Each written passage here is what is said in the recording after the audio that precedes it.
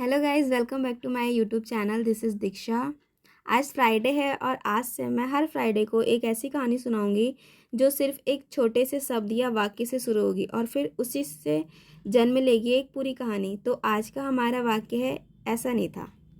ऐसा नहीं था कि उनकी चालाकियाँ मुझे समझ नहीं आती थी, लेकिन मैं इग्नोर कर देती थी।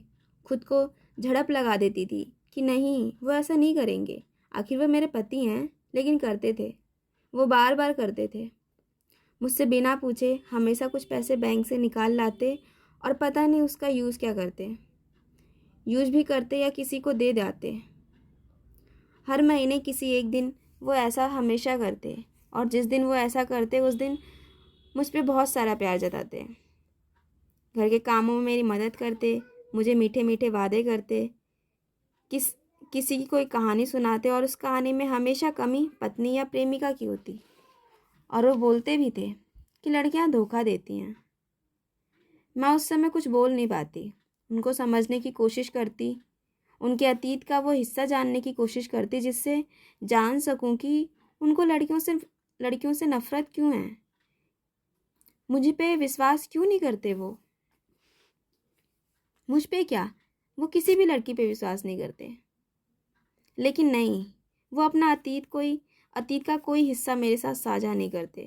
बस एक मासूम उदासी भरा ऐसा चेहरा बना लेते कि मेरी हिम्मत ना होती उनसे ज़्यादा कुछ पूछने की या उनके बारे में जानने की।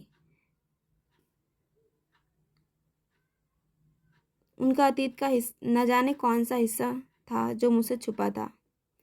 मैं बस उनके सिर को अपनी गोद में रख लेती, उनके माथे को चूमती और सहलाती रहती।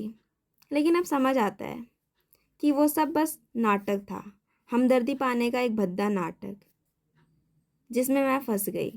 और वो एक दिन चले गए, सारे गहने लेकर। पैसे तो वो पहले ही हर महीने थोड़ा थोड़ा करके गायब करते थे, लेकिन इस बार अब वो खुद भी गायब हो गए और चले गए हमेशा के लिए। तो ये कहानी यहीं ख़त्म होती है। अगले फ्राइडे को हम इत्तेफाक शब्द से एक नई कहानी बनाएंगे। तब तक के लिए बाय बाय।